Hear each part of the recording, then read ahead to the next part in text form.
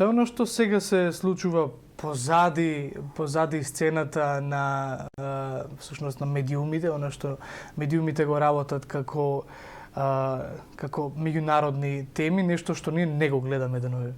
Па медиумите и не можат многу да ги следат некои од темите кои се актуелни, поради тоа што може да емитуваат само она што ќе им биде пласирано кога се однесуваат воените игри кои се случуваат зад кулисите. Ќе потсетам, пред недела дена Бајден и Путин направи една за многумина историска средба, но историска беше само средбата. Историска средба може да биде и да влезе во историја само доколку нешто се биде договорено и биде потпишан некој документ што ќе влезе во историјата на таа средба. Меѓутоа, освен онаа средба и размена на некои размислувања, медиумските извештаи се чини дека ништо не се солучи на позитивно да се намалат тензиите помеѓу истокот и западот. Ке потсетам, се вратија двајцата амбасадори, протераните амбасадори, рускиот во Вашингтон, американскиот во Москва, и тука запре се.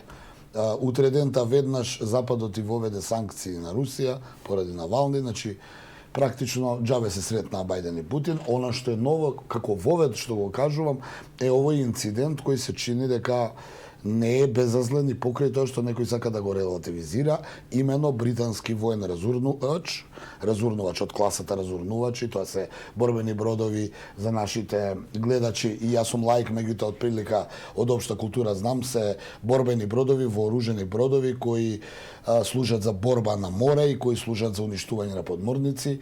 Влегол во руските територијални води, 3 километри влегол внатре и продолжил да оди на кај Крим. На кај Крим? На кај Крим, ке потсетам, Крим е анектиран од Русија пред некоја година. Спорно е неговата анексија, таа Русија ги смета тие води територијални руски, додека Западот не ги смета дека се руски, па оттаму е овој инцидент. Значи, британскиот воен разурнувач влегол внатре, 3 километри влегол, веднаш била активирана руската морнарица и руската авиација.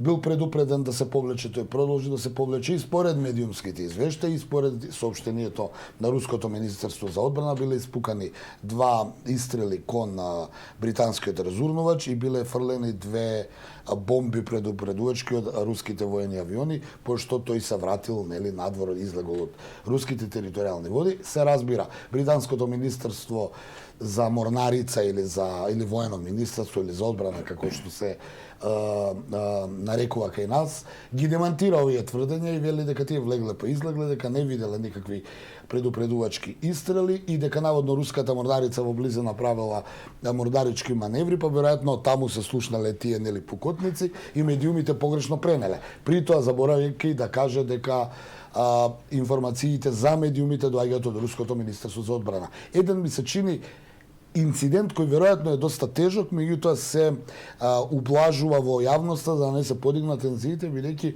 допир на 2 морнарици кои се конфронтирани и кои се вооружени може да се нарече и на некој начин војна. А зошто баш британско присуство во тој регион? Па мора да се знае историски дека британската морнарица е голема морнарица и покрај тоа што денеска Соединетите американски држави се неприкосновени, но и факт е дека Москва и Лондон треба да се знаат историјата секогаш имале лични конфронтации, и кога американците не сакаат да се тука, бидејќи тоа би било па уште поголем инцидент, секогаш се наоѓаат британците. Британската морнарица конечно е дел од таа коалиција или од НАТО алијансата, која тука се движи, но она што е проблематично е нарушувањето на руските територијални води и токму таму кај Крим, каде што е спорна област за Западот, кои не ја признаваат анексијата на Крим. Од друга страна, русите таму се многу повнимателни. Тоа е некаде кај Одеса, градот во Украина. И каде што Русија има големо воено присуство. Има големо воено присуство, особено изминатите 5 години од кога го анектираше Крим, но и Русија обвинува дека НАТО продолжува да инсталира нови ракети во Романија и во Полска, што дополнително ги подига тензиите. И сега ќе ги вратиме тензиите, дека вчера имаше една информација каде морнарицата на Соединетите американски држави поминала низ Тајванскиот мореус. Тајван, ке потсетаме, островот кој е отцепен од Кина и кој не сака да биде под кинеска юрисдикција и има голема поддршка од Соединетите Американски држави. Од друга страна, Кина, како што прерасна во светска суперсила, сака да го врати Тајван, не го признава Тајван и на американците е подготвена да им опонира на американците Тајван конечно да го стави под своја юрисдикција по принципот на Хонг Конг и претходно Макао, што па дополнително се направија едни тензии, затоа ве реков и сам во почетокот и во воведот на анализата дека Бајден и Путин само се сретнаа и ништо не се договорија, овие тензии продолжуваат, како да се однапред планирани, како да има една агенда, веќе тоа што е договорено да се прави, кога ќе се завршат замислите, потоа оваа средба на Бајден и Путин ќе биде активирана. Она што по друга страна е алармантно, што Бајден никако не се среќава со Си Џинпинг, со кинескиот председател, со кого и текако имаат големи разлики и геостратешки, но и нарушени односи поради претходникот на Бајден, Трамп, кој нели беше подготвен да влезе и во војна со Кина за некои трговски цели.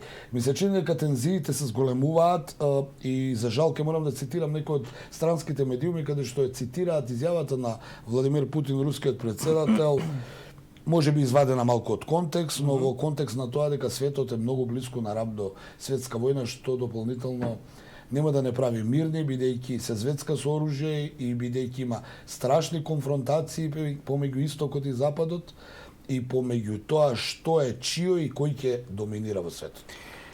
Кога сме кај таа трета светска војна, сега да не би сакал да алудирам дека ова што се случува со вакцините е своевидна војна И бизнес. Но бизнес секако е. Бизнес секако е. И најмалку е медицина, за жал. Најмалку е медицина.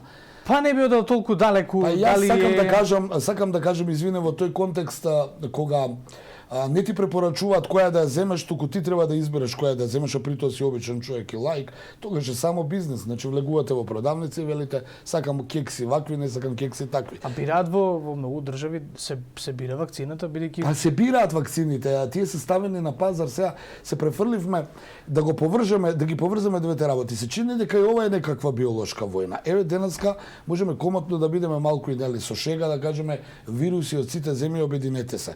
Изминатите денови дојде до некое намалување на пандемијата, почнаа државите да се отвараат меѓу кои нашата, многумина од луѓето во светот што и човечки веќе почнаа да размислуваат дека пандемијата е за нас, помина оној кинески вирус, помина оној британски вирус, се зборуваше за некакви вируси нигеријски, бразилски, индиски, но одедношка задниве 2 дена се подигна повторно алармот. Во Европа се подигна алармот индиски вирус, индиска мутација со кодно име Делта вирус.